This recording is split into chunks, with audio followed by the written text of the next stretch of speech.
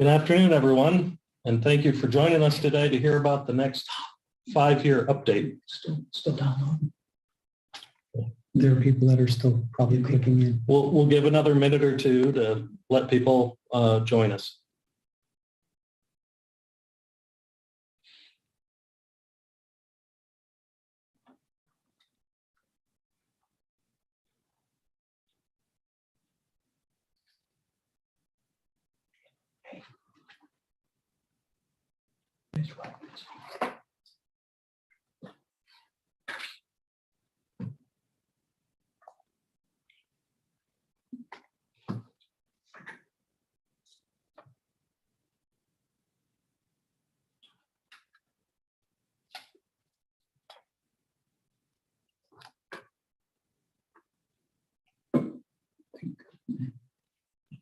All right, good afternoon, everyone. Thank you for joining us today to hear about the next 5-year update to the Lower West Coast Water Supply Plan. My name is Tom Collier. I'm the Water Supply Planning Section Lead at the district, and I will be the moderator for today's stakeholder workshop.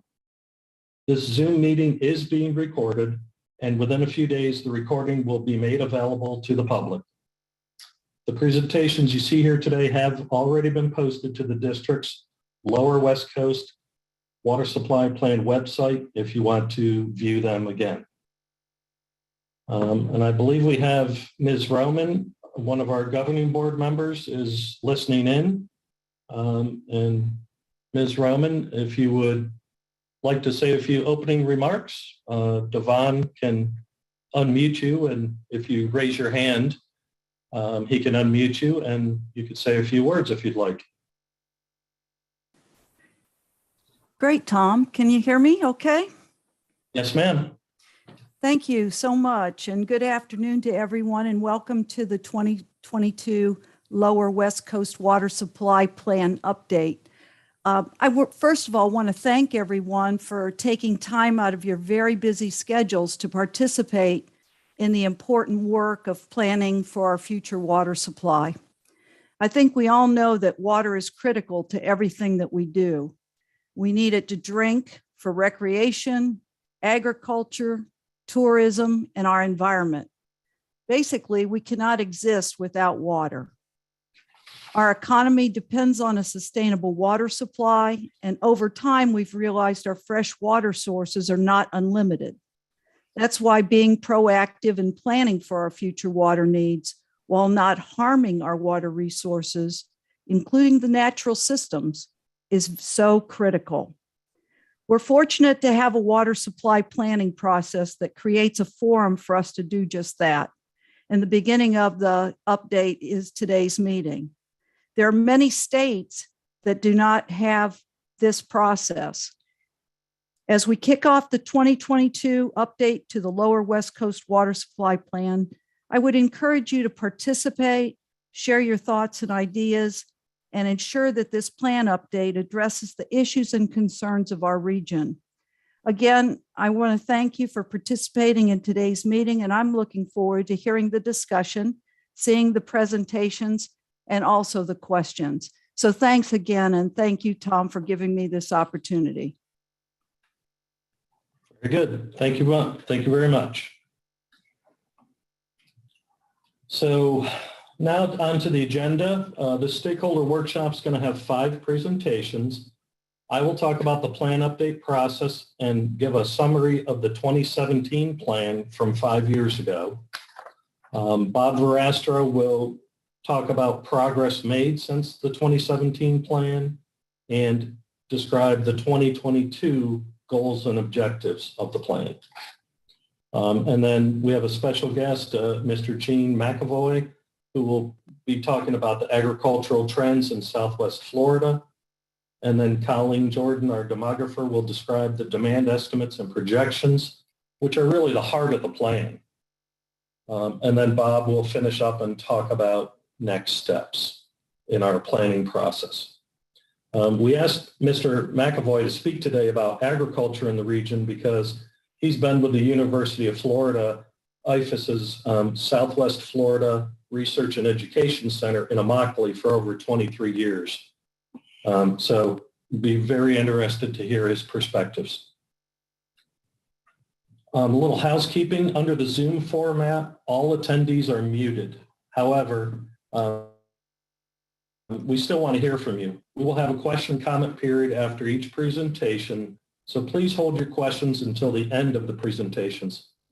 As Ms. Roman said, your comments and thoughts are critical to ensure the 2022 plan update addresses your issues and concerns. So I encourage you to share those with us. I'll now give a brief description of the plan update process, followed by a summary of the 2017 plan.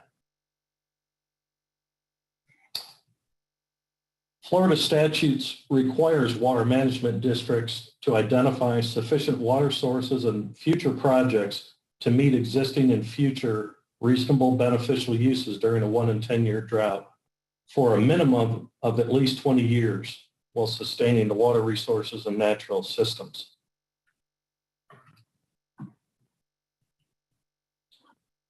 Legislation was passed in the late 1990s requiring water supply plans to have these elements listed here: demand estimates and projections for at least a 20-year period, source options, resource analyses, and identification of issues. In addition, the plan must contain water resource and water supply development projects. The district has been divided into 5 planning areas as indicated on the map, basically around drainage basins. The development of plans for every region is staggered since the same planning team works on each one. And the dates on the map represent when the next update for that region is due. As you can see on the graphic, Lake Okeechobee touches 4 of our planning areas. However, Lake Okeechobee is formally included and addressed in the lower East Coast Water Supply Plan, which will be updated next year. And finally, the planning horizon for this lower West Coast plan update is 2020 through 2045.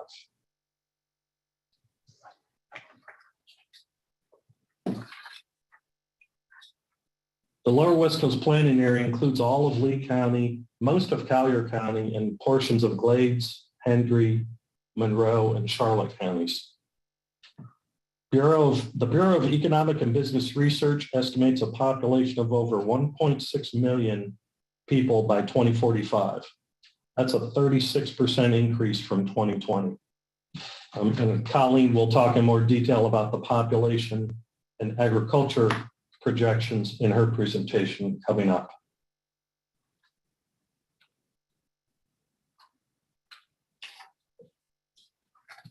Now I want to talk a little bit about what a water supply plan does and doesn't do.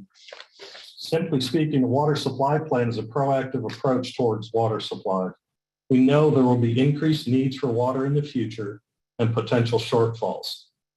Water supply plans provide a roadmap to let us get ahead of those demands by identifying sources and strategies now on how those demands will be met, while still meeting the needs of our natural resources. One thing that a plan does not do, although the plan doesn't establish minimum flows and minimum water levels, those are adopted by rule. The MFL prevention and recovery strategies are included in the water supply plans. Approval of another important note is that approval of the plan triggers a requirement for local governments to update their 10-year water facilities work plan within 18 months of the plan approval.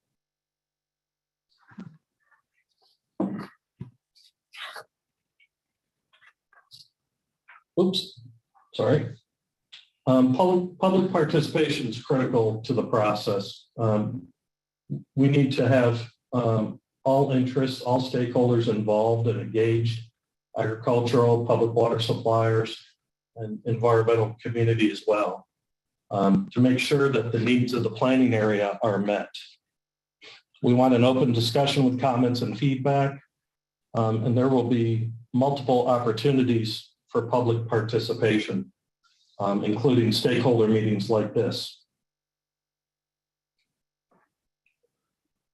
Here's our water supply plan timeline. Over on the left-hand side, March 15th, that's today, our first stakeholder meeting. We'll have 2 more public stakeholder meetings. We will also attend the Big Cypress Basin Board meeting in April, and again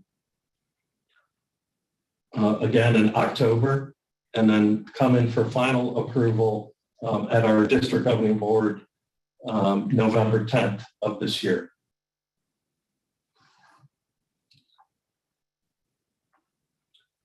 Now to talk a little bit about the plan from 5 years ago.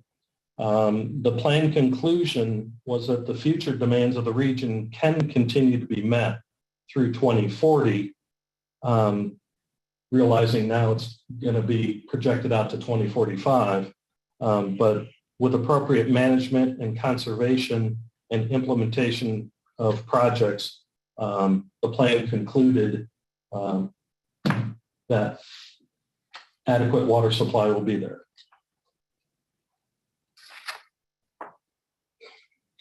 The 2017 water supply issues indicated a limited opportunity for superficial, intermediate aquifer groundwater use and surface water storage are limited sources. And so since those freshwater sources are inadequate to meet those needs, we need to develop alternative water sources, one of which is the brackish groundwater from the Florida aquifer. And so that long-term sustainability of that resource was a concern to some stakeholders. To address this issue, the district developed a Florida aquifer system model, and we presented those results in July of 2020. A future stakeholder workshop that we're holding will have an overview presentation to remind everyone about that modeling effort, and the results will be summarized in this plan update.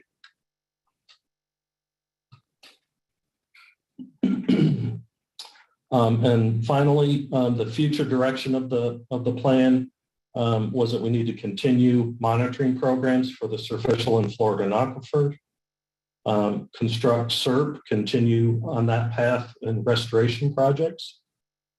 We also need to promote water reuse and conservation measures to reduce demands. And we always have to continue coordination with other agencies and local governments. That concludes my presentation. I'd like to remind our panelists to remain on mute throughout the presentations. After completion of each presentation, we'll have instructions providing on how you can provide comments and questions. Does anyone have any questions or comments about what I've talked about so far? If you want, you can raise your hand in Zoom.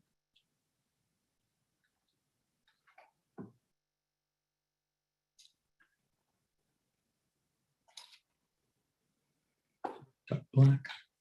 It looks like we had Doug Black raised his hand.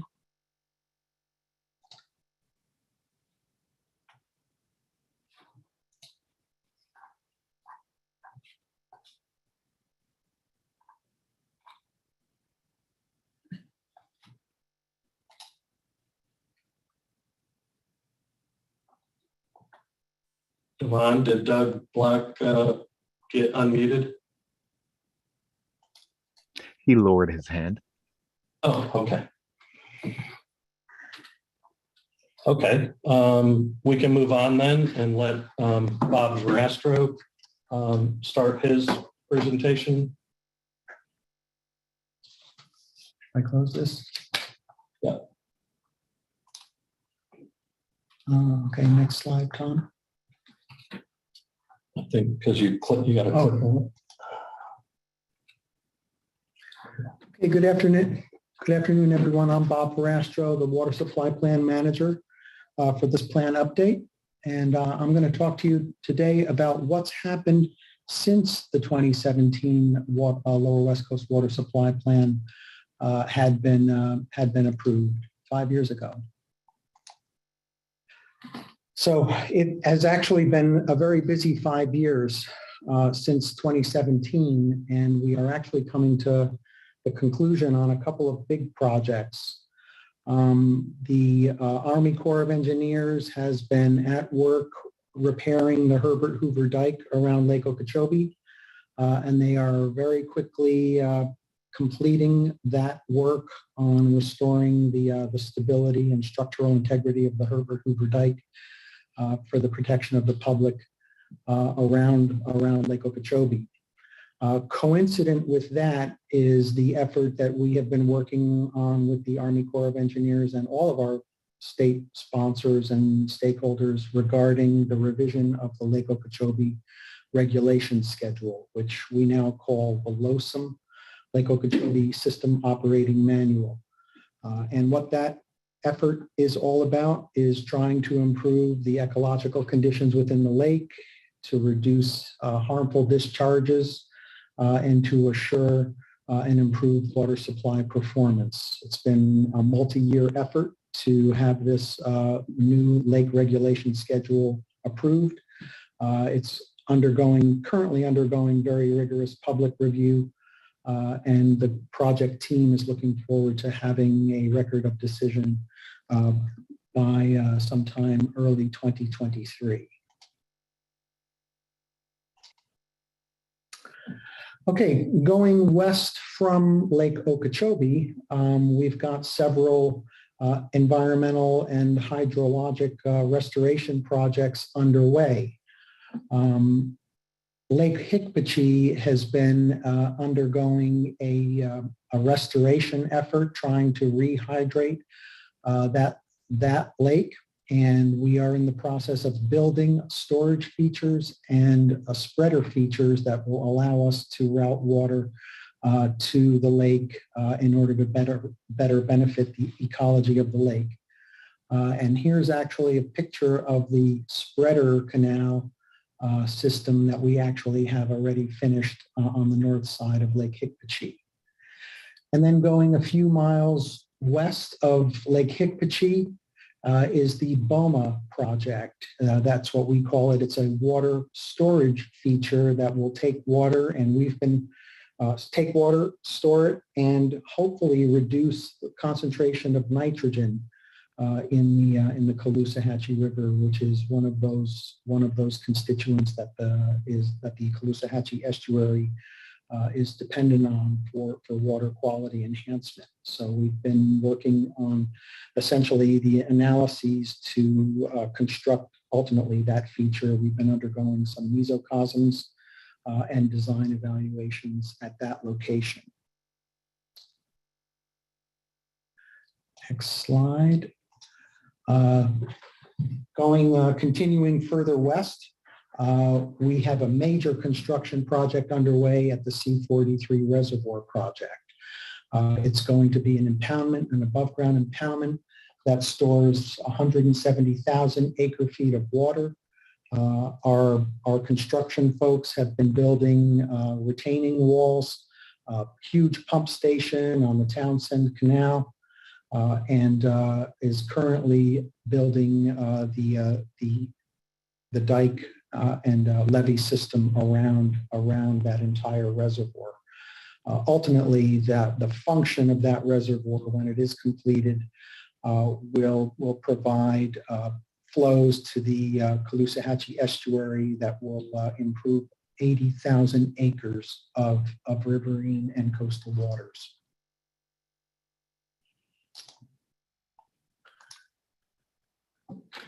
Further south and west of those projects, we have the Picayune Restoration Project, which is a major ecological and hydraulic improvement project. Roughly 55,000 acres of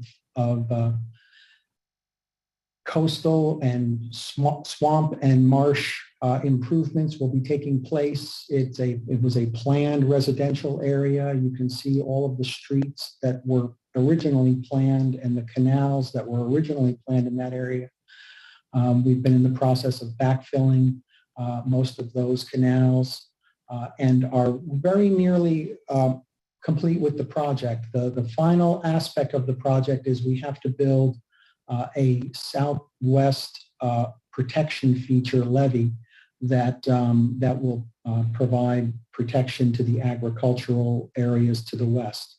Once this feature is constructed, we'll be able to actually facilitate the full restoration of this entire area. So that project is very near completion, also anticipated to be done by 2024.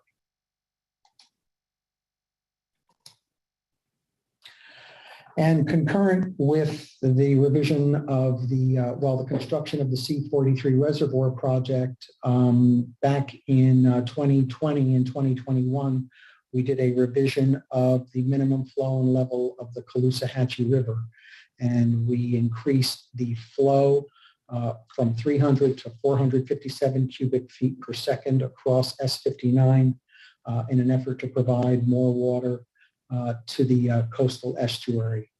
And the revision of that MFL is a publication that was an amendment to the Appendix C of the Lower West Coast Plan in 2017. And that document is available for download if anyone is interested in seeing the technical basis for that revision of the minimum flow and level. We're also currently working on a relatively large project around Lake Okeechobee associated with the Lake Okeechobee restoration effort.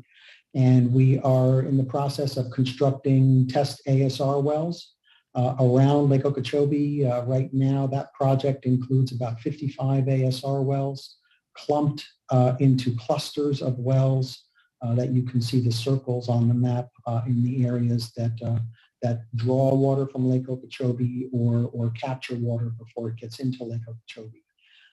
And we've been very thankful for state funding, $400 million right now from the state legislature to accelerate that construction project. And in addition to a very accelerated construction schedule for the wells, it is also supported by a very rigorous ASR science plan to address any uncertainties with regard to ASR implementation for ecological restoration. Now moving on to some of the publications that have come out recently, I'd like to call the group's attention to the 2021-2024 support document. It is also now available at our website. And what we've done is we've extracted a lot of the information that's from the local plans that are essentially consistent across all of the regional water supply plans. And we've put it into one document, the support document, and it provides excellent reference to the legal authority and linkage to local plans, comprehensive conservation program. It describes the water use permitting process and coordination. It describes in great detail all of the protections that we have in place for the environment and natural systems. It describes a lot of the Everglades restoration and ecological restoration projects and programs, and also describes a lot of the water source options that we have and cost estimates for water treatment. So it's a very, very comprehensive document. It's just recently been updated and it's essentially been developed to support all of the water supply plans that we're going to be working on over the next couple of years.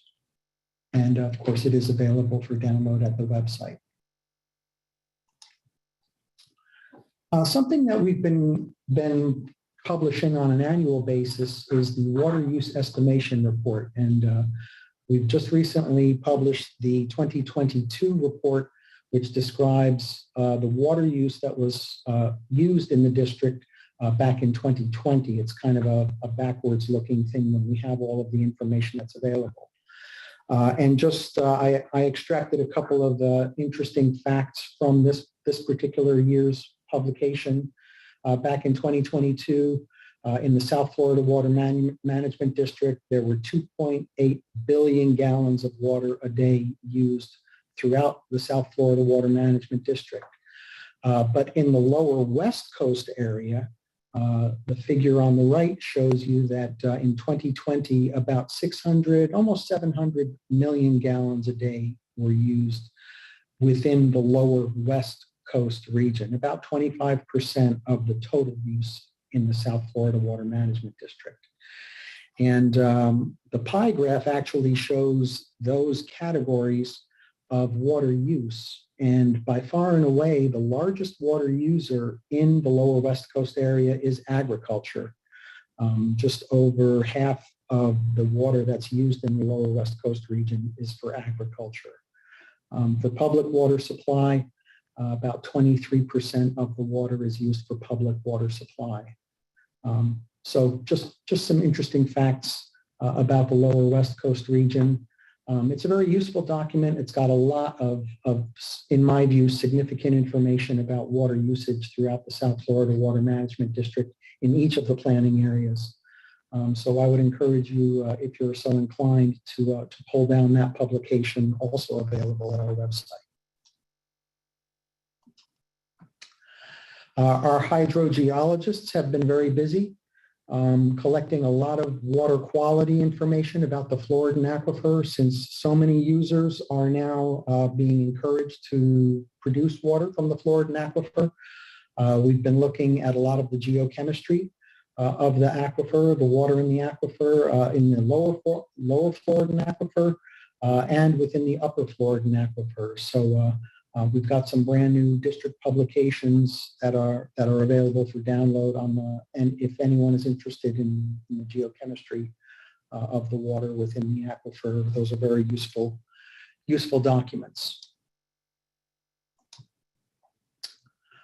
Additionally, we are constantly monitoring the groundwater throughout the district. And what you're looking at is a map of USGS and South Florida Water Management District monitoring wells that we track on a weekly basis to understand how the system is working, what areas might be under duress by either pumpage or as a result of climatic conditions.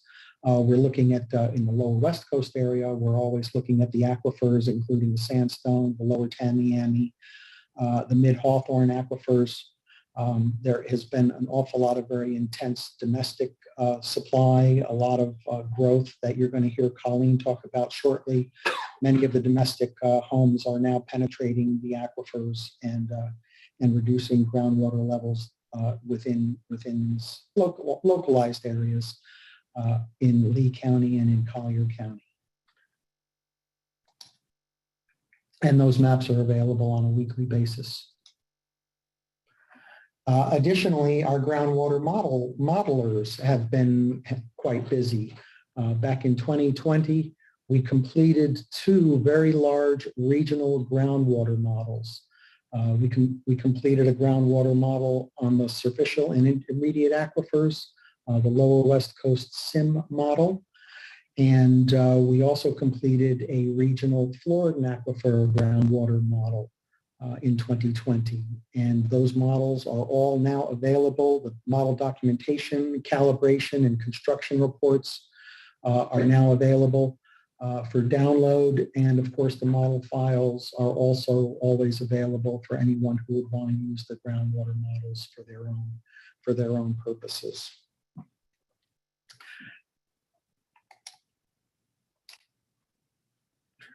Additionally, every 5 years, we also go through a very rigorous process of looking at the saltwater interface in many of the aquifers in the lower West Coast area, as well as the lower East Coast area also.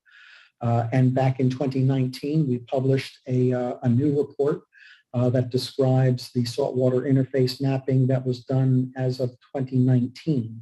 A whole variety of monitoring wells were assessed to look at potential movement of the saltwater interface within the lower Tamiami, sandstone, and mid-Hawthorne aquifers. And that is a lot of information in that publication about the salinity within all of the monitor wells that you see on each of those maps.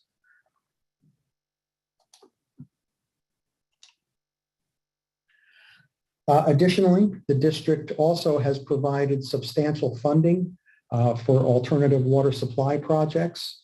We've, in the last 5 years, provided funding for 7 projects that resulted in almost 10 MGD of additional water.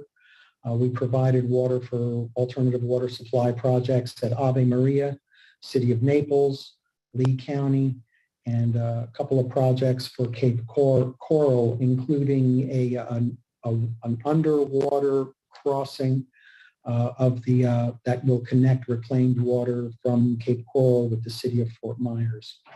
Fairly substantial project underneath the Caloosahatchee River. And also we provided funding for conservation at several different irrigation controls, smart irrigation systems, and toilet rebate programs.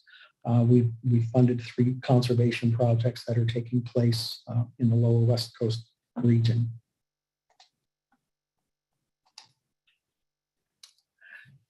And then the Big Cypress Basin is also functioning in the lower West Coast area, primarily in Collier County.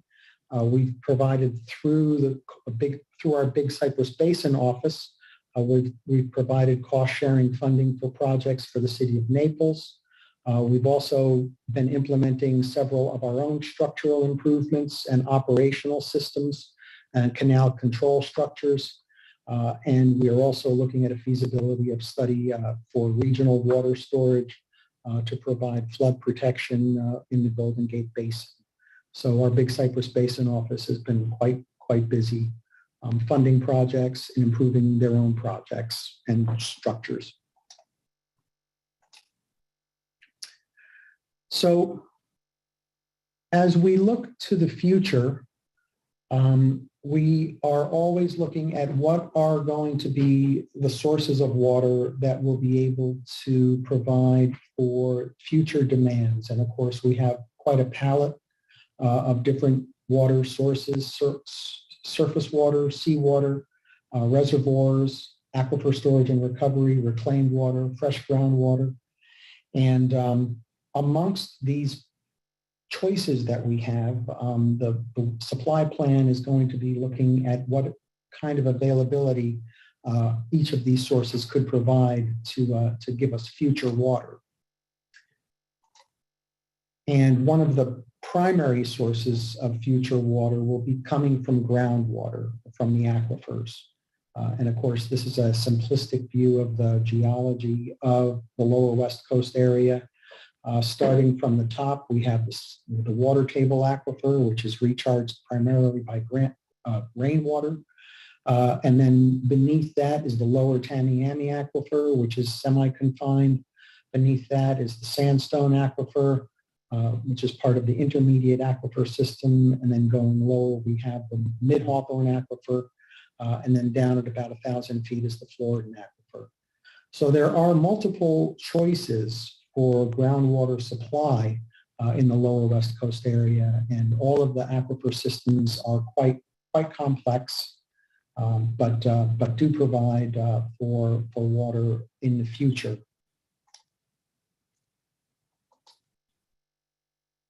And this is a chart that actually shows public water supply demand over the years, starting basically for the last 15 years.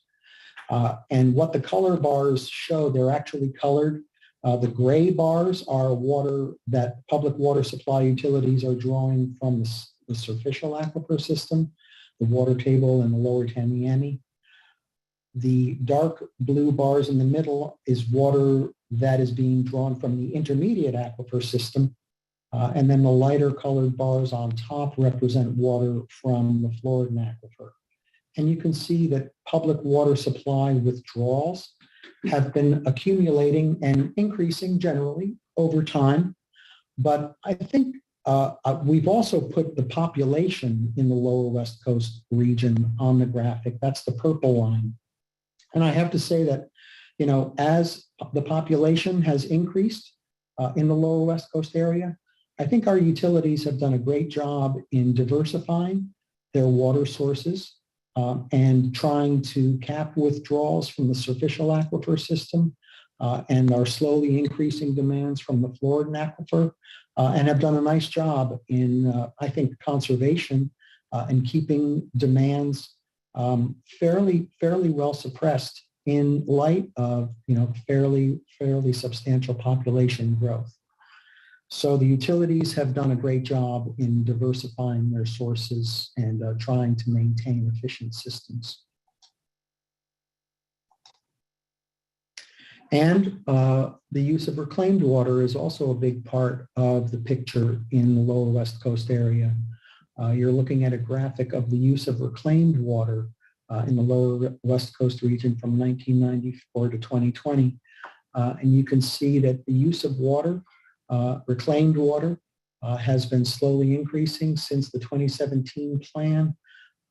Probably about another 10 MGD of reclaimed water has been providing the system, keeping the use of aquifer water fairly well suppressed by the reuse of water.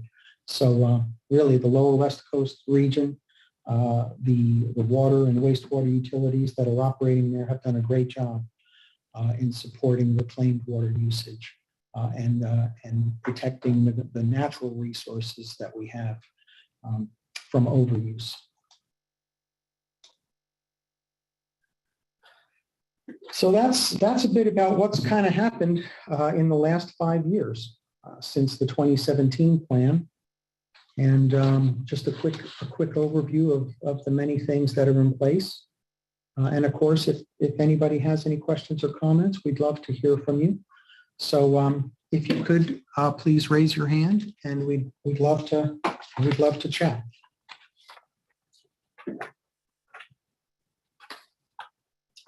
Okay, Devon, we have Brad Cornell raised his hand. Go ahead, Brad.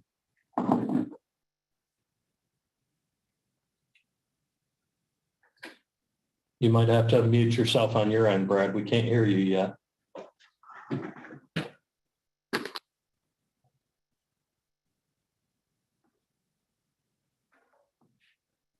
Brad Cornell, still not hearing you.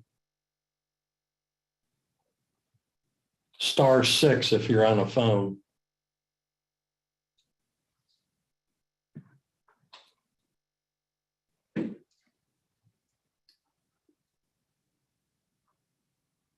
Maybe, did he take his hand down?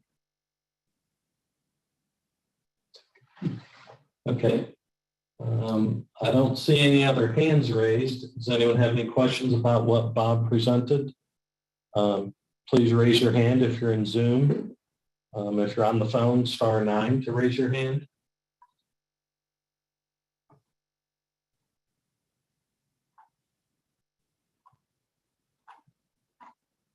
Okay, not seeing any questions, so we can move on. Thank you, Bob, for that presentation.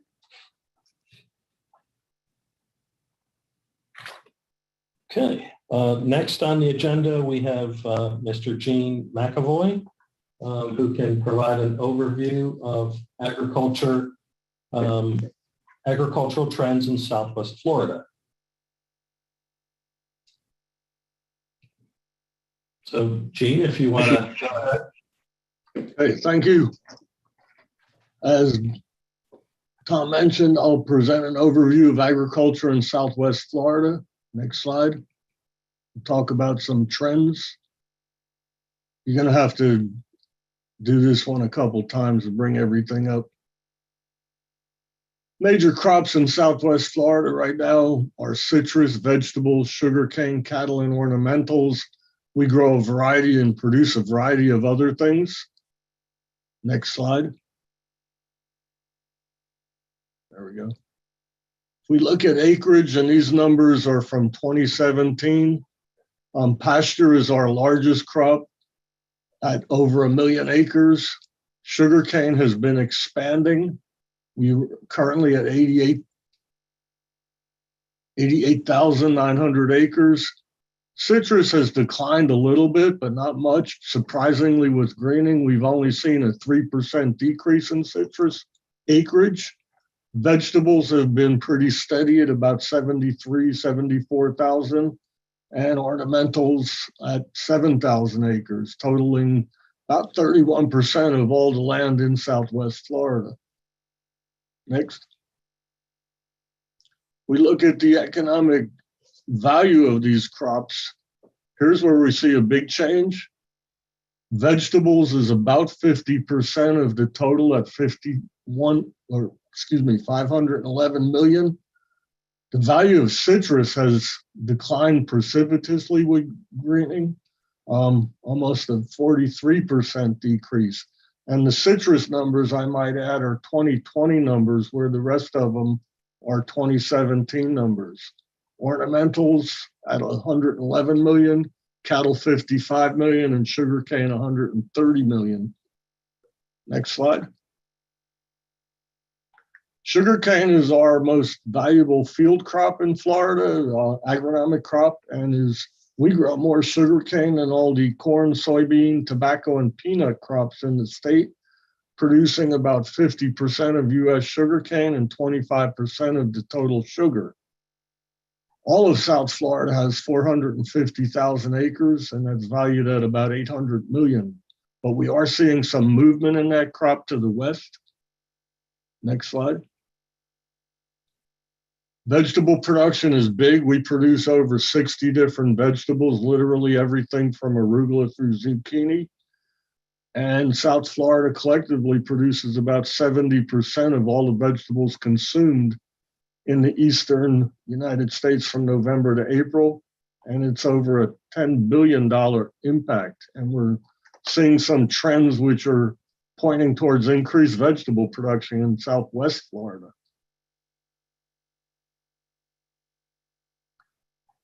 A couple of years ago, vegetable production passed citrus as our #1 agricultural commodity, statewide accounting for about 21% of all sales. Next slide. And as I said, we grow a wide variety, and this is only a brief listing of what we grow. Next slide. Green industry, again, we are a top ornamental horticulture producer, second only to California. And you've seen the growth in population. That new construction is spurring demand, and we're going to see growth in this. Total sales were estimated at 12.33 billion in the state, generating nearly 250,000 jobs.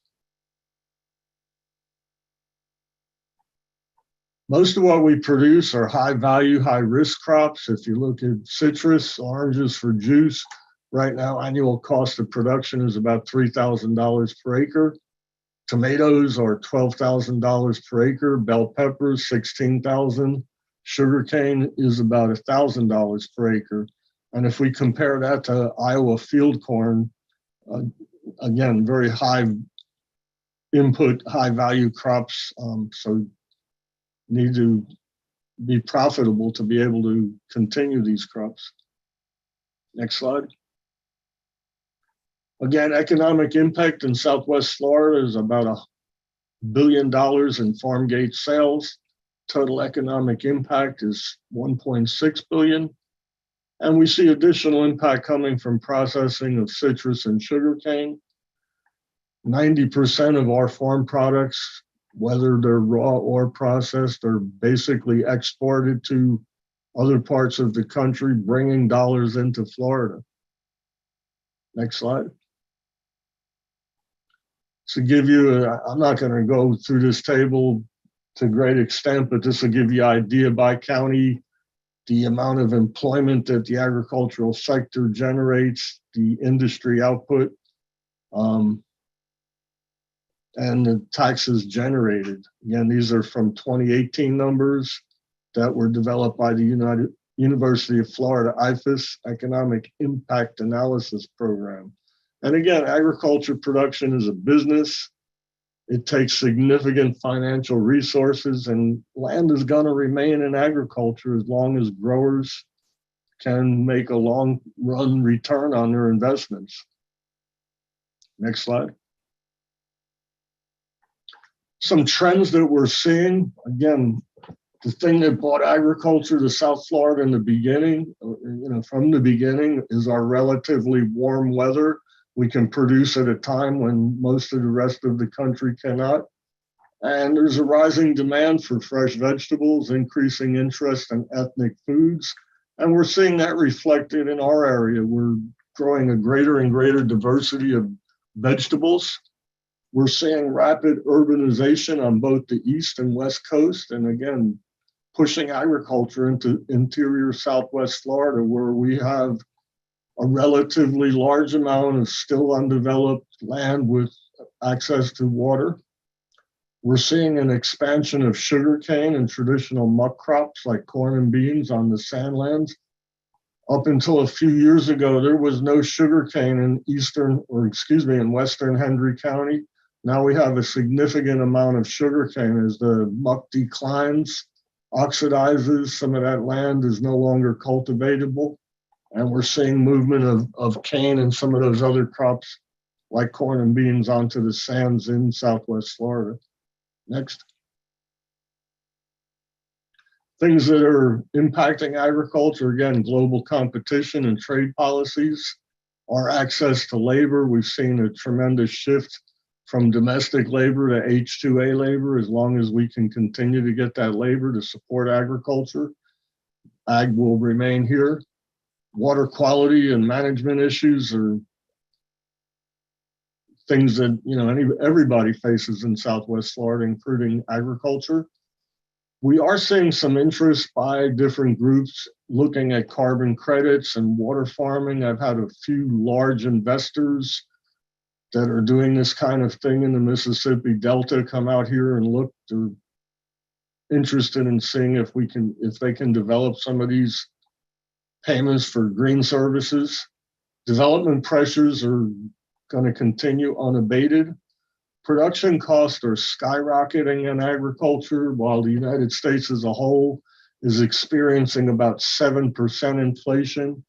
The inputs for agriculture are closer to 20% inflated over last year. But this could also benefit Florida. We see much higher fuel prices. And from Florida to New York is a lot closer than Culiacan, Mexico to New York. And in 2008, when we saw prices spike, we saw a lot of the big institutional buyers shift their supply to Florida to take advantage of Florida production and eliminate some of that higher cost of transport from out west or from Mexico. Next slide. It's a lot of interest in new crops. People are looking at a bunch of things. Whether or not some of these will, play a role in the future is problematic, but all of these things are being looked at by the University of Florida. Back again in the mid-2000s when fuel prices spiked, we saw an interest in biofuels. There were actually some startups. And again, with the current high prices, this interest may renew. We may see an expansion of sugarcane to produce alcohol. Next slide. There are some exciting things going on. Again, our costs are high. Our labor is becoming more and more problematic. And farmers and ranchers are turning to precision ag, and some of these technologies are emerging that allow growers to do more with less. We're seeing an increase in precision GPS-guided equipment, cloud-based technologies. This is creating new jobs and in some instances replacing hand labor. And if we look to the future, Florida growers cannot compete on the basis of cheap land, cheap labor, or cheap anything else. This is where they're going to remain competitive is technology. And the University of Florida has introduced a major thrust into artificial intelligence and precision ag to help support this movement. Next slide. Again, don't have to tell you why people are looking to automate. It's hard to get labor, and there's 3 reasons for that. It's dirty, dull, and it's dangerous. Next slide. We look at some of what's going on out there right now. U.S. Sugar currently has the largest privately owned Wi-Fi network in the country. It's coordinating the harvest of timing of harvest with railroad transportation and mill. It's generating an enormous amount of data, which is leading to increased efficiency. Just simple things by laying out fields on a GPS generated grid. We could put 10% more rows in a field. We can make our sprays more efficient by reducing the amount of excess spray. So there's a lot of things going on here that I believe we're going to see spread to other sectors of agriculture in Southwest Florida. Next slide. Seeing the use of smart sprayers. This has been going on in citrus for some time, but under development are smart sprayers that can be used in vegetable that could result in up to 90% reduction in chemical usage. Again, reducing costs, reducing environmental impacts. Next slide. Again, not new, but drip and microjet irrigation, reducing the amount of water. Precision irrigation can spoon feed crops with about 30% of the water that was used by old-fashioned seep or flood irrigation. And this can be controlled remotely by using smartphones. I'm in charge of the farm here at the Southwest Florida Research and Education Center, and I can monitor and control the entire irrigation system from my phone, from my house, wherever I am. Next slide. We're seeing a great increase in improved genetics, which is improved yields. Again, if you look at something like tomatoes, 20 years ago, we were getting 35,000 pounds to the acre through improved genetics. If you don't get 50,000 pounds on your first pick, you're not going to be in business very long. Genetics can bring cold, heat, drought tolerance. And again, this is done through classic breeding as well as gene editing and genetic engineering. So again, expect to see this technology making farmers more productive, more efficient. Next slide. Intangible benefits. Again, Florida agriculture provides a number of benefits, including environmental services that must not be discounted. Next slide. There's a growing interest in agro and ecotourism. And again, we're seeing people take advantage of that, bringing Florida's two economic engines, tourism and agriculture, together to increase the value of farms and to expand opportunities for our citizens to recreate in Florida. Next slide. Next slide. Aquifer recharge, again, talking to the choir here, but unlike North Florida, which utilized the Florida and aquifer, most of our water comes from what falls on the ground during the summer, and agriculture provides healthy green spaces to filter, capture, and recharge these underground water supplies. Next slide. Water farming, this has already started around and could provide a way to increase or diversify profit margins, allowing growers to stay in business, and providing an opportunity to intercept and hold water to reduce discharges and environmental impacts. Next slide. Agricultural water trading, seeing some of this going on around the Tampa area. And again, it may be an opportunity for folks in Southwest Florida to engage in this aspect of water. Next slide. If we look at the future, the world and the United States, we're going to have to produce more food in the next 50 years than we have in the last 10,000 years since civilization began. We're going to have to do this with fewer resources, less environmental impact. And I would just close and, looking at the current world situation where we've seen a tremendous disruption in supply chains affecting, everything from the cost of energy to the price of food.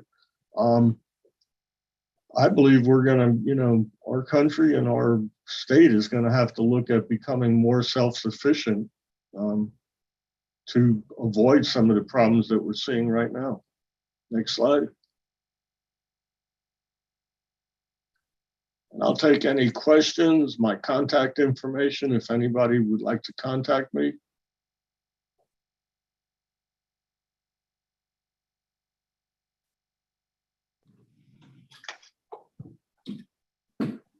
It looks like we do have a question for you. Rhonda Roth has raised her hand. Okay. Hi, Jean. Can you hear me? Yes, ma'am. Wonderful presentation. I might have missed it, but did you have a slide of the water consumption by crop? I did not. But agriculture in the previous slide counts for about 50% of the water usage in Southwest Florida. Yes. I was just curious if you had it. Do you have it broken down by crop? I do not have it. I can probably work it up, but I don't have it at my fingertips. So I actually have another question. Is it all right? Or is there somebody else in line? No, go ahead. Okay. I heard an interesting presentation over at Sanibel Captiva Conservation Foundation the other day. And it seemed to be pretty clear that the cleanup of ag water, of course, other water too, but ag water is really not being paid by ag. I don't know if that's really true. I'd be curious to know. But in general, my question is, what is the cost to us in the state from taxpayer dollars to service each of these crops?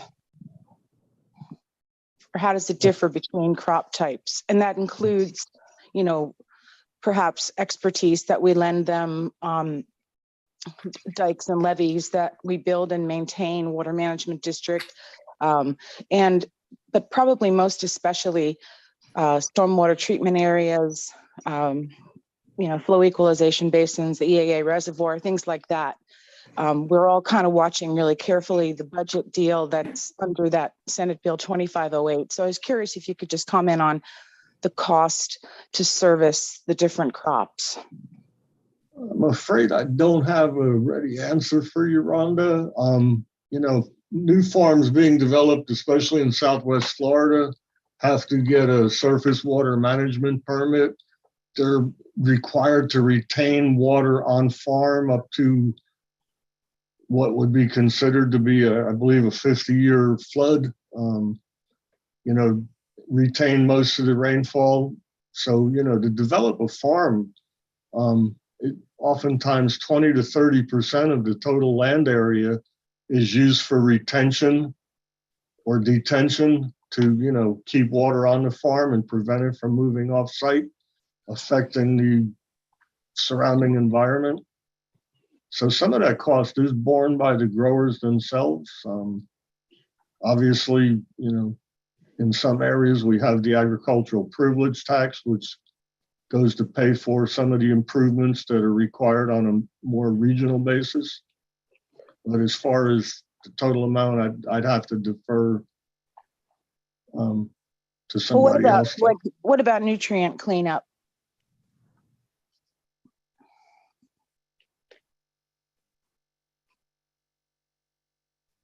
Again, I just don't have a ready answer for you.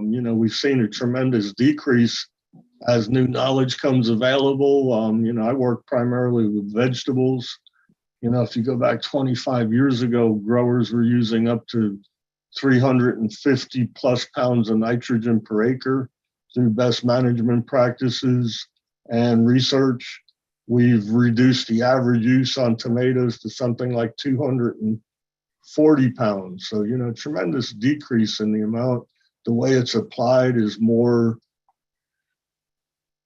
instead of putting all the fertilizer out in the past as was done under the old types of production systems, it's put out on a weekly basis, basically spoon feeding the plant to ensure that most of it is used by the crop and not moving off site. So there are changes, but yeah, I don't have a ready answer as far as the dollar numbers.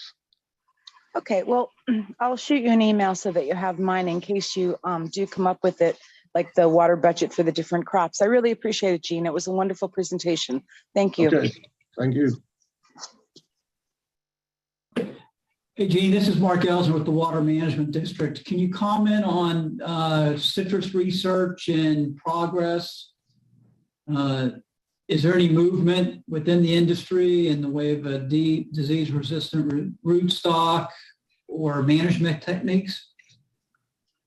Yes, there's been a great deal of progress. We don't have a cure for citrus greening by any means, but if you look around and you see new groves where, you're never going to bring back a tree that's half dead, but if you, replant and do everything right with foliar feeding and, protection of the plants from the day they're planted, there's some pretty good looking groves out there. And we're probably going to approach citrus a little differently in the future in that, in the old days, it was not unusual to have a grove that was 30, 40, 50 years or older in age.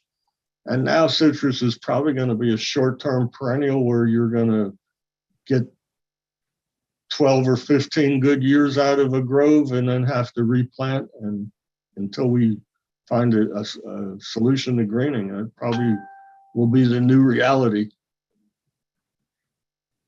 All right, thank you. Good, nice presentation. Appreciate it. Thank you.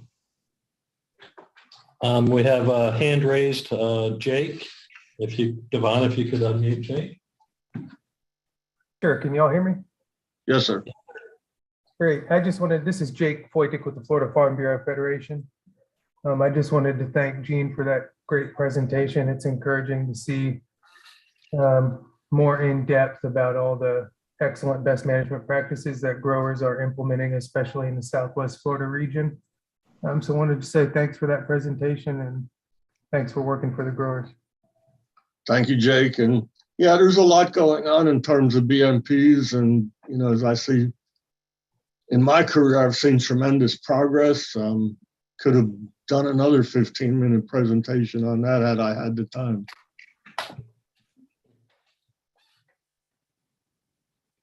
We have another hand raised with some questions. Kirk Martin, if you could unmute him, please. Can you hear me? Yes, sir. Thank you. So yeah, Gene, thank you for that. Two comments, one for Gene and then a question or comment to Tom and Bob.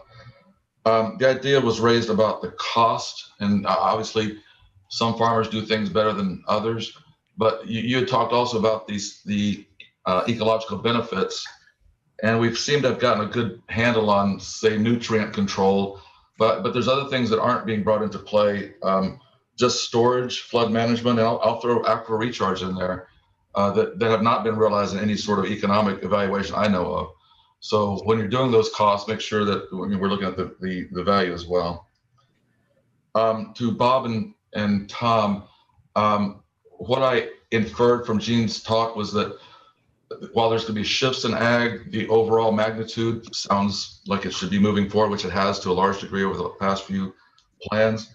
Just a reminder that all water is local and that, where there has been major movement of ag away from or to urban environments. I've got two clients with public well fields in the eastern Golden Gate area where hundreds of thousands of acres are being converted to housing, mixed use, and under my estimation, probably with about a 65% reduction in overall water use.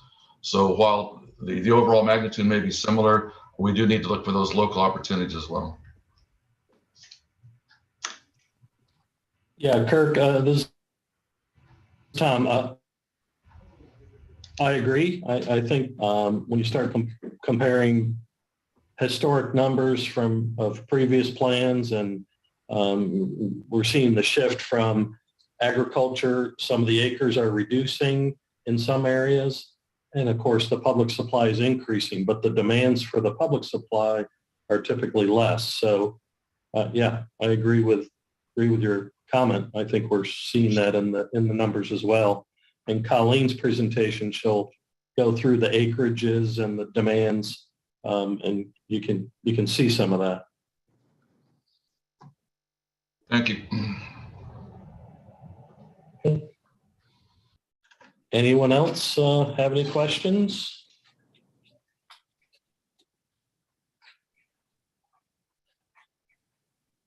Okay, not seeing any more hands raised. Thank you very much, Mr. McAvoy. We appreciate your presentation.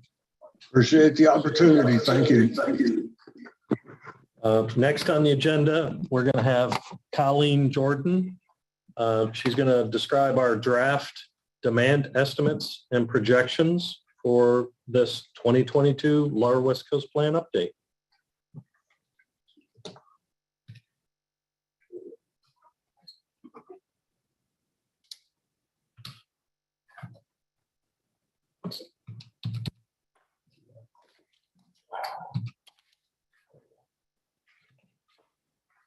Good day, everyone. My name is Colleen Jordan. I'm the demographer of the district.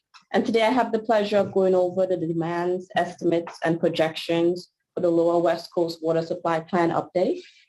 First, I'm going to go over some talking points, some key components actually that we used in our planning process. And then I will showcase the population projections and demands by various categories. Finally, we will all take a look at a summarized demand total for the overall water supply plan update.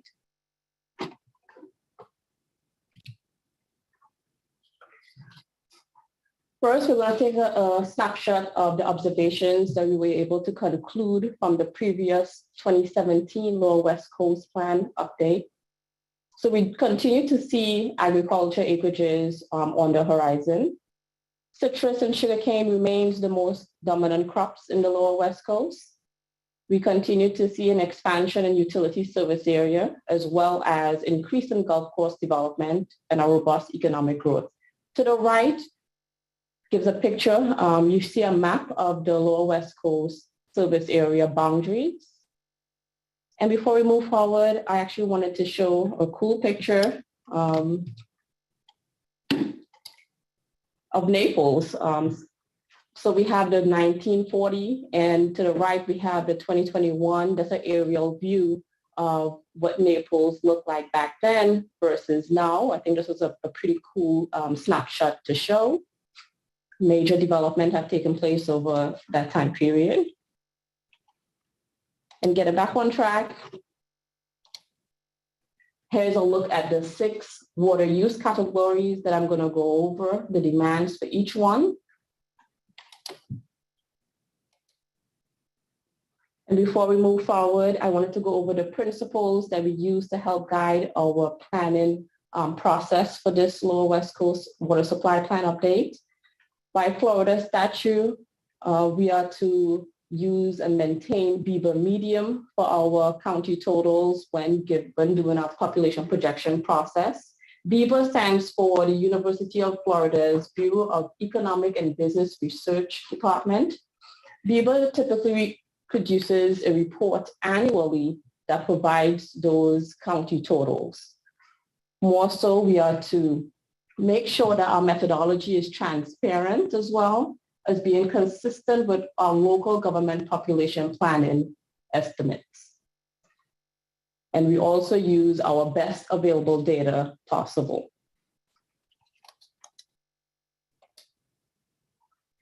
Here is a snapshot of our population projection process. So the first step is estimating our 2020 baseline and population projection. For this plan, the time frame is 2020 to 2045. The second step, we refine the current and future service area boundaries. And to do so, we work closely with utilities to see any expansions for future boundaries service area. Thirdly, we distribute the Beaver population with those service areas. So at this process, we use some maps as well as the Beaver or any data from the US Census reports to distribute those data throughout the service area boundaries. And last but most importantly, the fourth step, we review those population projections with our stakeholders. So here is a look at our population projection update for the Lower West Coast. Then we have the bookends. You can see the 2020, we are roughly at 1.2 million, and we expected to see a growth of 36% increase by 2045 at a 1.6 million. Now this population, once again, was calculated using Bieber medium. We'll go more in depth with the population in a few.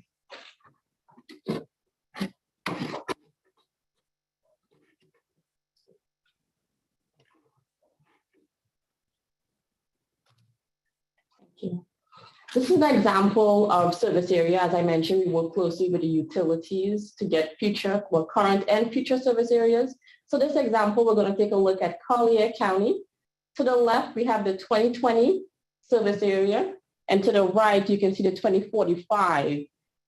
So if you don't see much difference on the westward side of the map, but if you take a look to the eastward side on 2045, you can see that expansion taking place. So this is why it is necessary for us to work closely with each utilities in every one of the counties in the planning area.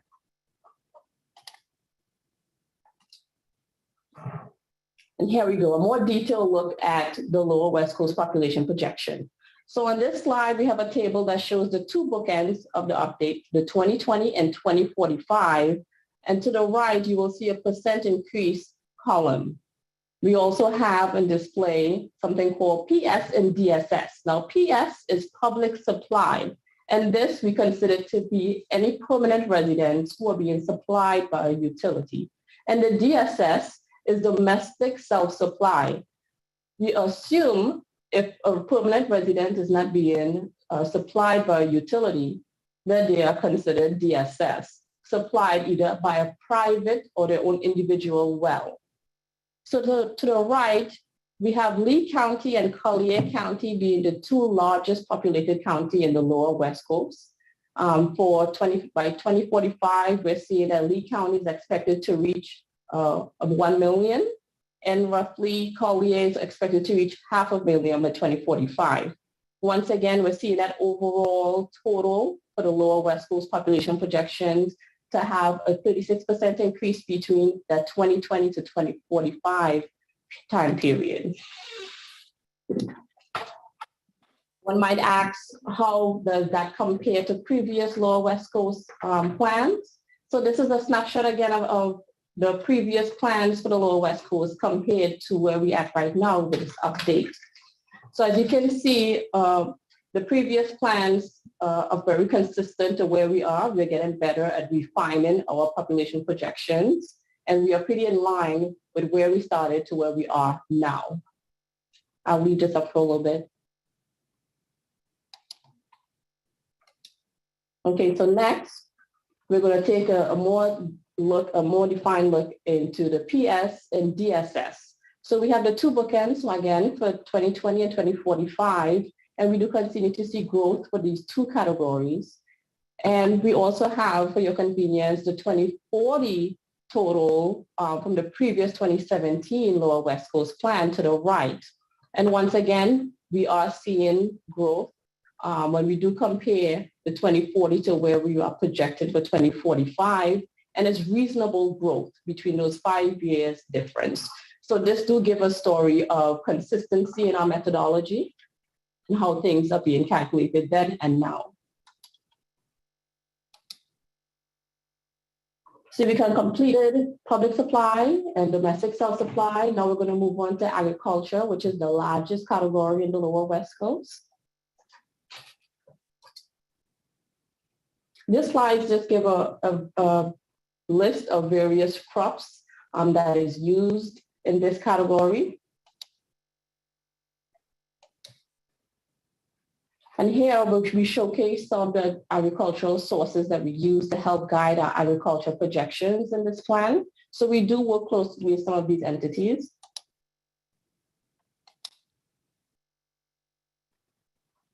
This slide, we will showcase some of the main report actually for this agricultural projection. In 2013, FDACS was called upon to create and develop a statewide agriculture demand projection product. And that product is called FSED. If you look to the left, this is a picture of the report. FSED stands for Florida Statewide Agriculture Irrigation Demand.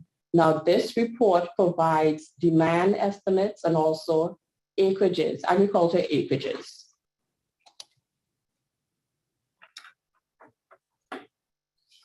By Florida statute, we are to consider the demands provided in that FSED report. Currently, we are using FSED 8 for this Lower West Coast update. And if we are not using their demands in that report, we do have the option to deviate from using that demand. However, by statute, we have to show whatever that deviated methodology is alongside what is produced by that FSED 8. So a comparison will have to be done to justify why we deviated from using the demands in FSED. So there are two components to the agricultural demand projections. As I mentioned, there are acreages and there are demand models. So for acreages, we do use that FSED 8 acreage from the report of FDACS. However, when it comes to water demands, we have two options. We can either use the demands shown in the FSED 8 report, or we can use what they call the Agriculture Field Scale Irrigation Requirement Stimulation Model, for short, AFSIRS. So the FSED 8 acreages that I mentioned previously, this is a map that shows the irrigated agriculture areas in the Lower West Coast. If you take a look, you see the light pale or beige color. This is all the non-irrigated agricultural areas in the Lower West Coast. However, the colors are shown for irrigated agriculture acreages by crop type. The two dominant crops that you can see here, we have citrus in the orange, as well as sugarcane to the right.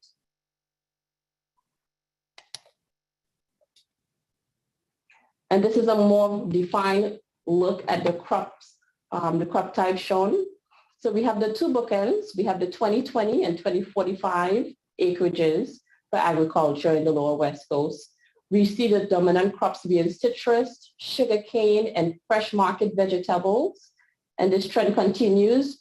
We see a growth in citrus. However, we do see a slight decline by 2045 in sugarcane, and fresh market vegetable continue to grow.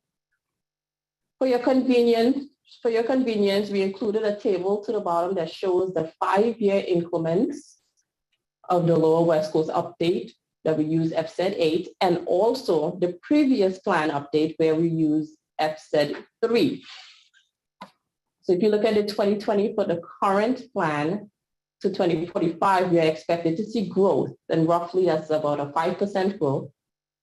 And we have the comparison of the previous plan where for 2020, we were actually projecting a higher agriculture acreages then. And same thing for 2040. In the previous plan, we projected and were planning for more acreages. And one of the reasons that we actually see this taking place for is when FSED 8 first started in 2013, and in the previous plan, we used their third report compared to now. One can only think that they defined and really matured the methodology of how things was done. So for the Lower West Coast plan update, we use AFSIRS for our demands. We did not use FSED. So this table actually shows some of the differences for those two demand models. And roughly the difference between these two for AFSIRS, the model that we use, and we use this mainly because it is similar to the same model to establish water use permit allocation in the region, as well as it was the demand methodology used before FSED was created. So it's very consistent with the way how the district did things previously in our water supply plan updates to now. Also, AFSAS has a more environmental and agricultural variables in its model versus FSED. FSED uses more water use data and little environmental indicators. Also, FSED demands crop type influenced by a more economic background. So here we have a side-by-side comparison of the two different models. We have the demand model FSED 8 compared to AFSAS for 2020 and 2045. And by just looking at the chart, you can tell that AFSAS is almost twice the amount of FSED. And you can see the dominant crops again. We have the citrus, sugarcane, and fresh market vegetables. Now, one of the reasons, again, that the district choose to use that AFSAS agriculture demands is that the district tries to remain conservative in our planning efforts and very consistent with the way how we do things. So now we just take a look at AFSAS. So we have the AFSAS again, 2020, 2045, and we can see that growth taking place in the crops. But also to the right of things, we have the 2020 total from the old plan from 2017. And if you take a look, back then we used AFSAS as well. If you take a look at the demands from 2040 and we compare to the 2045, you can see it's very similar. And between that 5-year bracket, so, once again, your call is very consistent and very realistic projections. And for your convenience, we have a table to the bottom that shows the 5-year increments of demands. We have the most current plan to the top and previously the 2017 Lower West Coast update.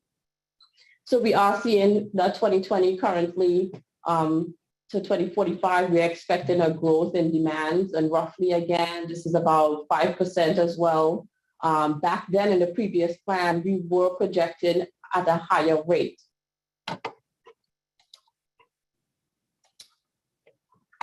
So overall, this table is a summary of the agricultural demands for the Lower West Coast update.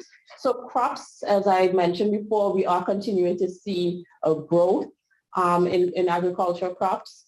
However, livestock, we're expecting to see a decline between that 2020 to 2045 time period, and agriculture remains stagnant. So overall, for the total, we have a 5% increase in the Lower West Coast agriculture demands. And moving on, we're going to go to the commercial, industrial, and institutional, also known as CII. And for this category, we take in consideration mining operations, processing of agricultural products, and geothermal heating and cooling as the main users. We have Lee County and Collier County, the two counties with the biggest CII demands. And overall, we do continue to see growth for the commercial and industrial institution demands. We expected a 25% increase in MGD from 2020 to 2045.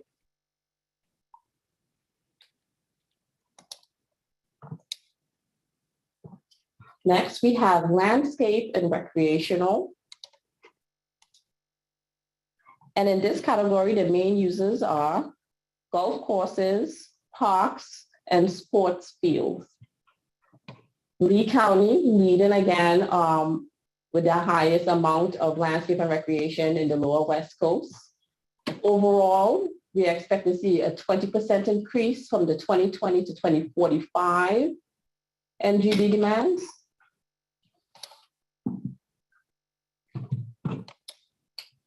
And last but not least, we have power generation. Now for power generation, we work very closely with Florida Power and Light, FPNL. And this plant is the Fort Myers power plant. And these demands were based off of the average daily use in 2020. FPNL made it very clear that there is no expected growth. So this is why it's pretty stagnant. And to the right, I thought it would have been pretty cool to show a picture of FBNL Hammock Solar Energy Facility in Henry County. It's over 950 acres of solar. And, you know, we love to support the solar. Other than being green and having no emissions, they use no water. So I think it was pretty cool to show. And next, this is a summarized look of the 6 categories that we just took a look at. We do continue to see increase in each one of the 6 categories, except in for power gen that stays stagnant. So we go from 950 MGD in 2020 to 1,079 MGD. So we're seeing a 14% increase from 2020 to 2045. Also for the lower West Coast, the biggest demand is agriculture, followed by public supply, and then landscape and recreational. Now to the right, we have a column with the 2040 number from the previous plan. And if you take a look at the total for 2040, back then, we were projecting more. So currently we are actually expecting less than what we projected then.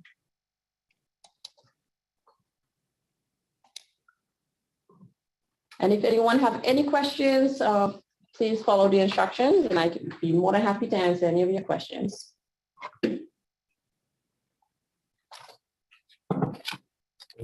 Thank you, Colleen.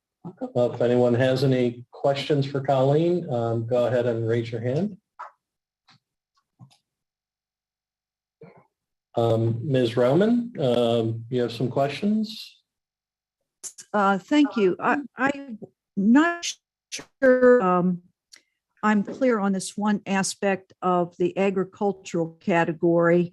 I really appreciated Jean's presentation this afternoon. And I thought that he indicated that citrus was slightly reduced. And yet I see in the planning that we just that this is increasing. Do you have that right, or is there something else there? I think something that we maybe should have made a little more clear was, I think Mr. McAvoy's presentation, he was talking about whole counties. So when he looked at Southwest Florida, he included all of Hendry County, all of, I think, Charlotte, all of Glades, and we only have partial counties. The boundaries of our planning area kind of cut through and bisect some of those counties. And so the data won't match up exactly, I think, is probably the best explanation that we could give on that. I noticed it too, that the numbers weren't matching. And then I realized he was talking about whole counties where we had parts of counties. So that does make a difference.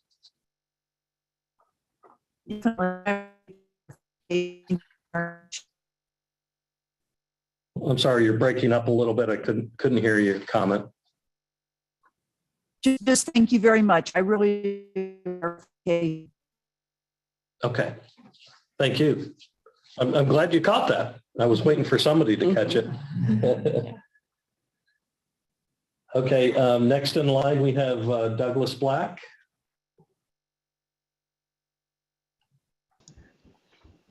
Yeah, thank you. Nice presentation on that.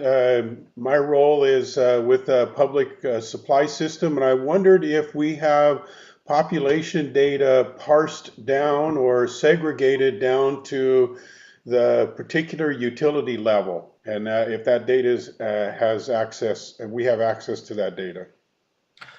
Yes, we do. And actually, Mr. Black, we will be reaching out to each utility individually to share more specific data. Today, we wanted to give, the big picture overview of all the information, but we will be sharing with you your Lehigh Acres, right? Florida Governmental Utilities? Correct. Yeah, we'll be sharing with you specific numbers associated with your utility, both population and demand estimates. Very good. Thank you. Sometime in the next month or so. Very good. Thank you. Okay. Next, we have Joe Frank with his hand raised.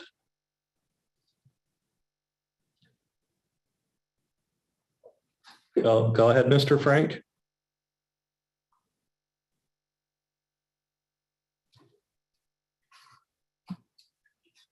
We're not hearing you. You might still be on mute.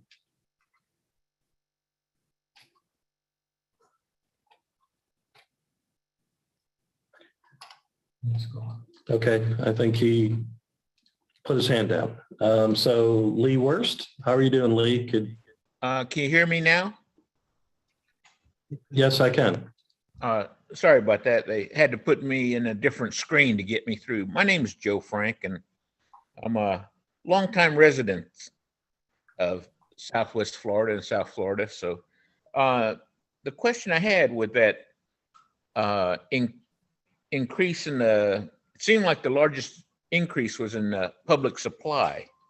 And my question is, what is the district doing as far as ensuring protection of these public supply well fields and taking into account the possible shifting population centers by 2045? There are a few protections in place. The utilities themselves or the local governments a lot of times enact ordinances and have well field protection areas designated. Well, that's exactly my concern. There are too few protections. Right. And Mr. Frank, good question. This is Mark Elsner at the South Florida Water Management District. And a couple things regarding supply, and we'll focus on public supply, is that if you remember the graph that Bob shared at the beginning of the water use by each of those utility, or by the utility sector, and it had superficial aquifer system, intermediate aquifer system, and Florida aquifer system. One thing that we've seen with public water supply is they pretty much maximize their development of the superficial aquifer system. And to meet future needs, they've developed alternative water supply, primarily from the Florida aquifer system, which is brackish and requires reverse osmosis treatment in this area. So as Bob pointed out, that freshwater use is pretty much staying the same, and any increases are being met with the Florida aquifer system. Another point with that map is Bob talked about sort of a flattening of the demand, slight increase. But if you remember, population was increasing at a much steeper slope. And what's happening is that's a testament to water conservation and decreasing per capitas.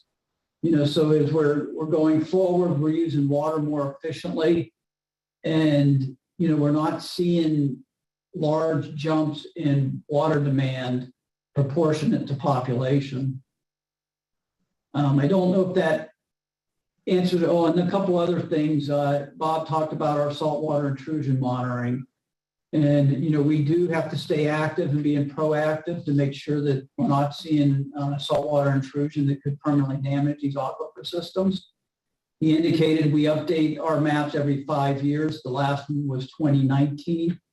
And we're going to be having a presentation on that at our next meeting. Also, we've developed the groundwater models that Bob talked about in looking and estimating potential impact of increases in demand. And there were two models, our superficial aquifer system model and our intermediate aquifer system model. That's the freshwater system.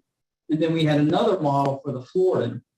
And as we talked about, as users go deeper to the Florida, we want to make sure that, we're making sure that that's sustainable in the future too, and will be available for future generations. So we have a multi-pronged approach of trying to estimate and get our hands around the potential changes that could occur to make sure that that supply is there, in the future, and that what we're doing is not causing harm to the resource. Yeah, we need to keep a close eye on that, because it seems like for a couple of decades now, the Floridan aquifer has been the dumping grounds for everybody. And now we're saying we got to clean that up and drink it now. So, you know. Yeah, and towards that, the geological cross-section that Bob showed for water supply, we're using the tippity top of the Floridan aquifer system. It's called the Upper Floridan Aquifer System. And I think what you were referring to is the dumping ground is actually, it's called the Boulder Zone. And that's about 3,000 feet deep. So that's about 2,000 feet of rock between what we're pulling out and using for drinking water to what we're using for disposal of treated wastewater and concentrate. Well, But, it's called a boulder zone for a reason. It's not going to hold that stuff down there. If the water up above is being sucked out by a straw, well, that stuff 2,000 feet below is going to come right back up. So, I mean, it's not going to open or happen overnight, but you know, if we're going to think of future generations of Floridians living here on the peninsula, we do need to address those issues today. Yep, and we don't permit deep well injection. That's Department of Environmental Protection, but there are several confining rock units that impede the movement of that water upwards. But there are monitoring wells associated with that to do early detection in case any of that does migrate up. But to my knowledge, in this area, there's been no detection of migration upwards. Unfortunately for the state, we always have a way of handing off stuff to a toothless tiger. So, you know, from your department, please, you know, make things more stringent to protect our drinking water for generations to come. So thank you. And I'll look forward to the next presentation you have on the public water supply. All right, thank you. Okay, next in line with their hand raised is Lee Worst.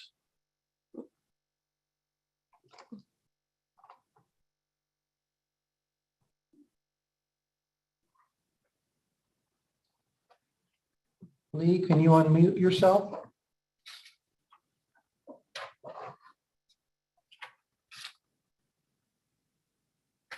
Devon, can you unmute Lee Worst?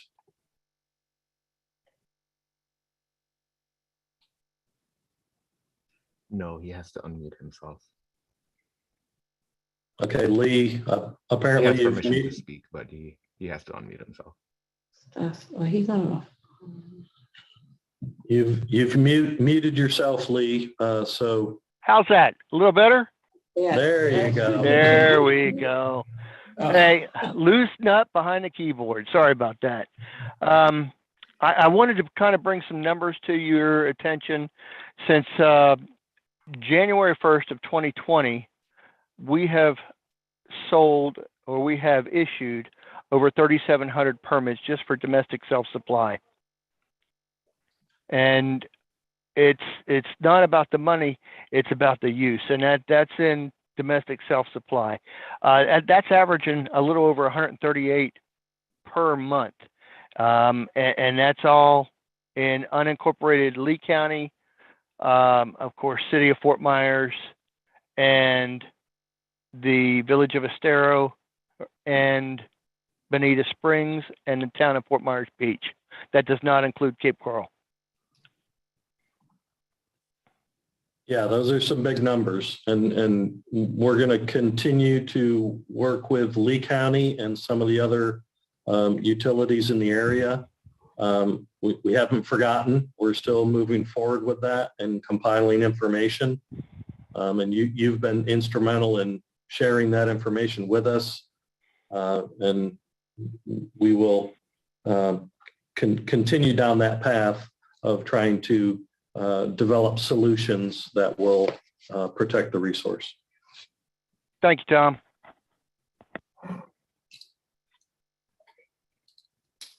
Thank you. Next, we have Brad Cornell.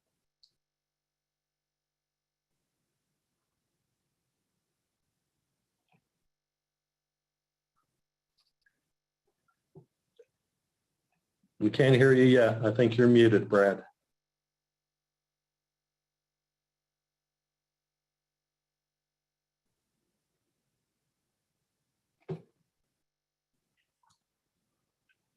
Still can't hear you, Brad.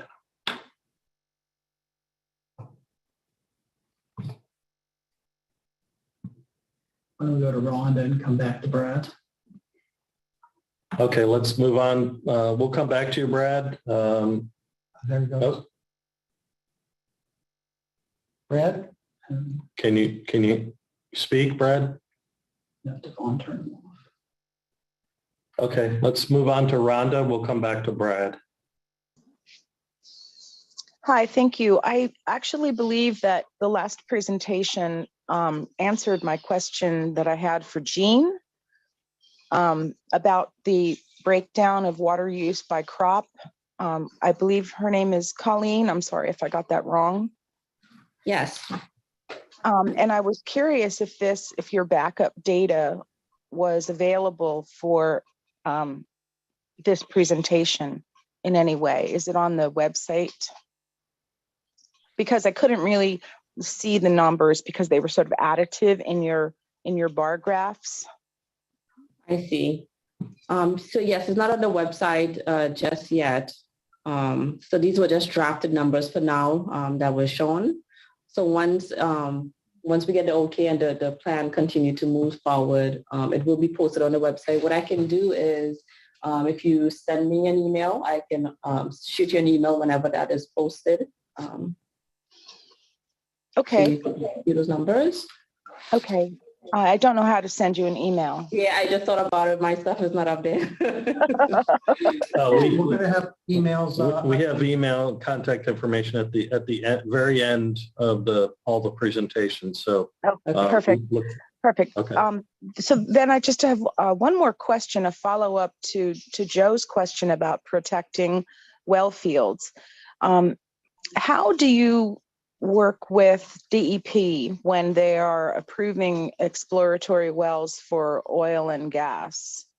We were very concerned about the Immokalee wells and the trend exploration proposal, which was right in between the three current water supply areas for Immokalee public supply. We do have a coordinated effort with DEP. There's a state clearinghouse process where DEP coordinates with any and all other associated agencies. And we do provide input to them with comments and concerns to be protective of the resource. Alrighty, So perfect. Yeah, there is an ongoing, long-standing coordination with them. Alrighty, thanks so much. Thank you. Thank you. Okay, Brad, I think you can speak. I think you've been unmuted.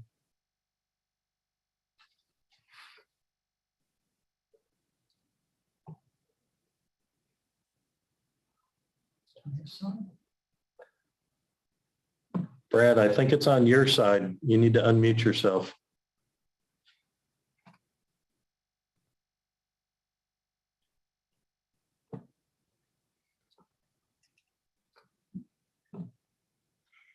Still on mute, Brad.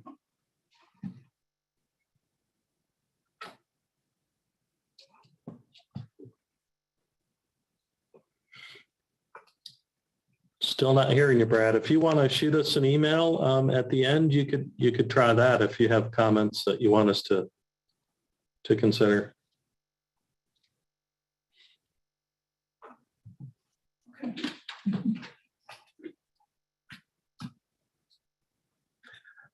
I guess we have to move on. Brad, sorry we can't hear your comments today, but shoot us an email. We'll move on. There'll be another chance to speak at the end of the presentation, so if you can figure this thing out.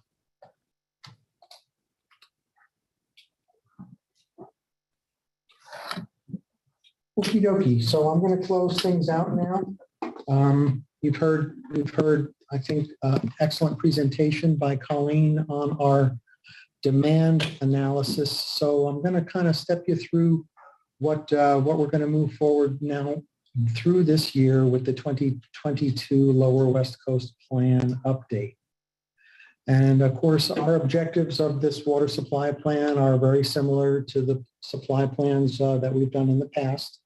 We make projections for water supply needs during a 1 in 10 year drought. And the planning year, the planning horizon for this plan is 2045. And of course, as we do our analysis for those water needs, one of the objectives that I'm hoping you're hearing about is that we do protect and enhance natural systems. And in the subsequent stakeholder meeting that we're going to have in a couple of weeks, you're going to hear a very detailed explanation of what we do to protect and enhance natural systems. And of course, we're always encouraging water conservation. We think that is certainly in place in the lower West Coast area, as the slides that we showed previously with the increasing demand, water conservation we do think is in effect in this planning area.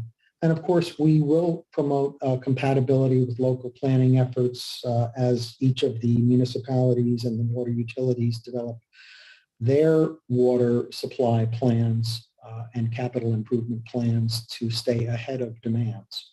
And of course, there are multiple water resource initiatives underway that we're very cognizant of, including all of the Everglades restoration projects that are in place, as well as the water resource development projects that I described earlier. So the way the 22 plan will be organized, this is just a listing of the chapters. Of course, there'll be an executive summary and an introduction to the planning area. And then the heart of the plan really does depend on the demand estimates, right? I mean, that's what we're looking at is out to 2045, what will be the water needs for public water supply, agriculture, landscape and golf and recreational use, domestic self-supply. The heart of the plan really does become the chapter 2 on all those estimates and the methodologies that Colleen talked about. And then chapter 3 will talk about water conservation techniques that are in place in the lower West Coast area. Chapter 4 does deal with those water protection and measures that we do have in place to protect the aquifers and the water resources in the region. Chapter 5 will go through the palette of options that we have, that the utilities have and agriculture and all of the water users have to meet those future demands. Chapter 6 will deal with water resources, the current state of the aquifers, the water levels, the concentration of chlorides, and all of the water issues that could be available and the analyses that we use to evaluate them, including the groundwater models. Chapter 7 will be all about the projects that are developing new water that's available in the system, like the water storage features that we were mentioning, the C43 reservoir, Picayune Strand, and all of the other projects that are in place to create essentially new water that will provide water for water supply, for the environment, and for people.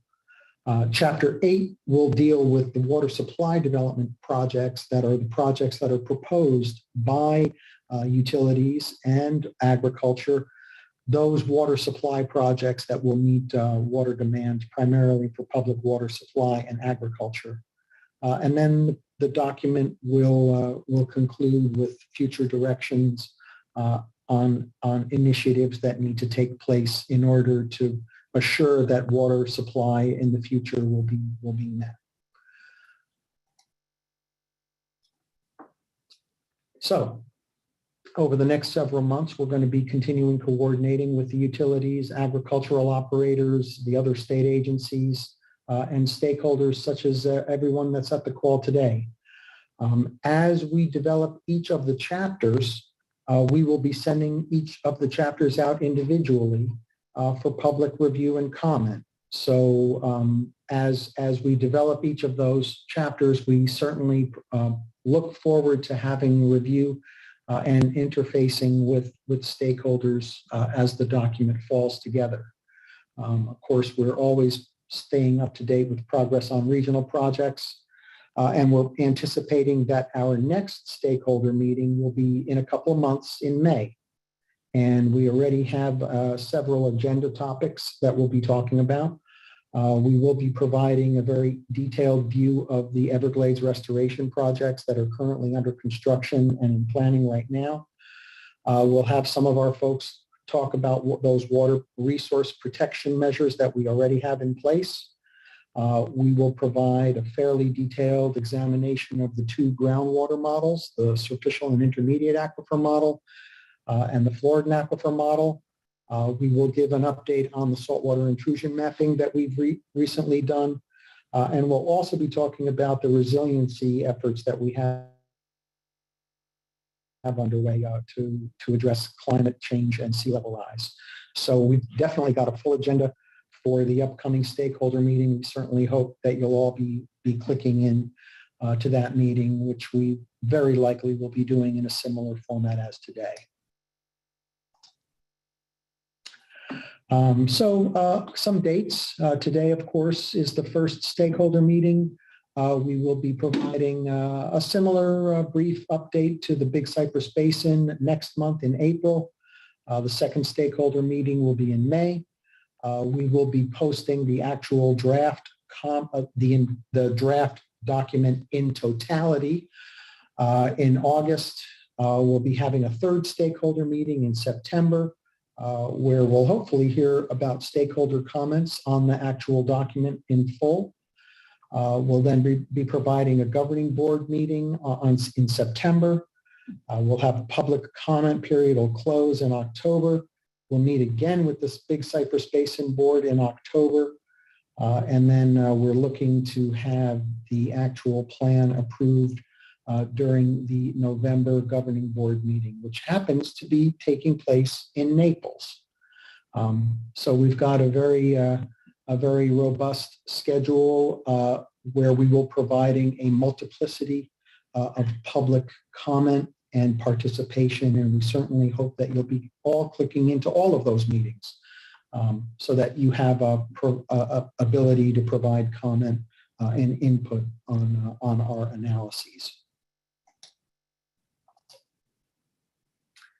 And here's some of the contact information for those that are interested in communicating via email. We've got the plan, of course, and all of the information on the plan can be available from the district's webpage on the Lower West Coast Plan. And of course, feel free to send any of us that are on this slide, myself, Bob Verastro, B. Veras at South Florida Water Management District.gov, Tom Colios, the section leader, and Mark Elsner, our bureau chief. And we are all certainly happy to provide input. And Colleen Jordan has an email address also. I think it's C. Jordan. CO. CO Jordan. Yes. For those that want to communicate directly with Colleen, please feel free to communicate with her. Or if you send it to Tom Cullius or Bob Verastro, we'll make sure Colleen gets it. Yep. Yeah, and as we near closing, Mark Elsner wanted to address the group, so I'm going to open the floor to Mark. All right.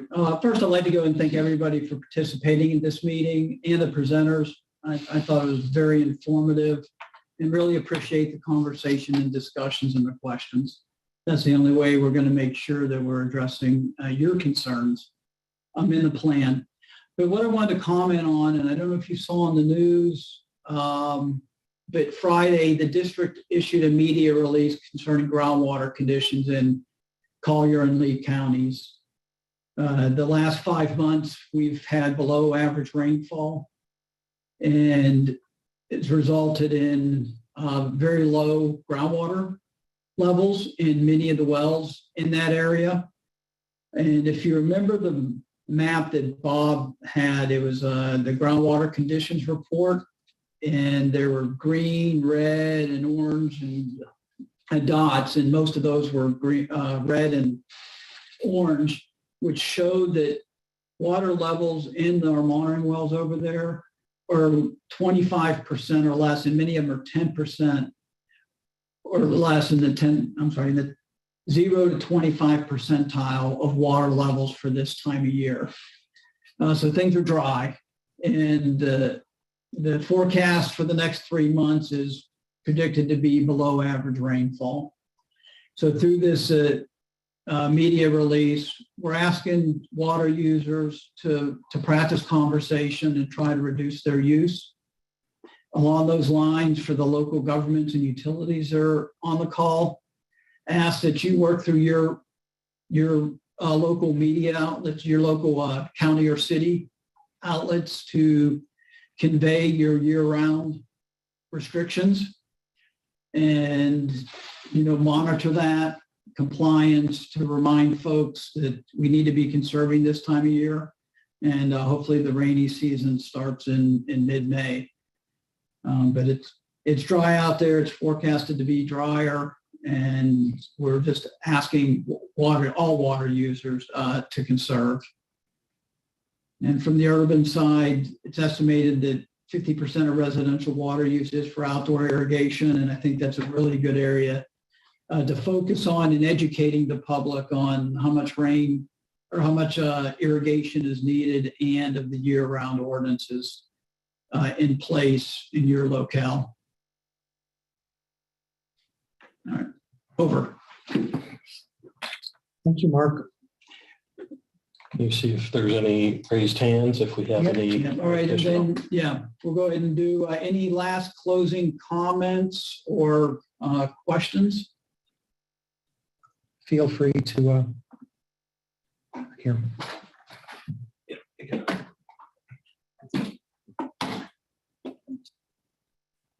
Feel free to chat.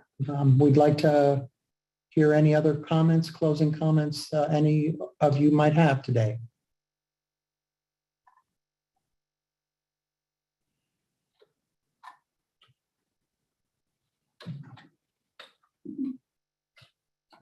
I don't see any hands raised. So again, just wanted to say thank you to our presenters and Ms. Roman for attending and listening in. We appreciate that. And for everybody who participated in today's workshop. So as a reminder, in a few days following the workshop, the recording will be made available on the district's YouTube page. Thank you again for your participation, and I hope everyone has a great afternoon. With that, we'll close the meeting. Thank you.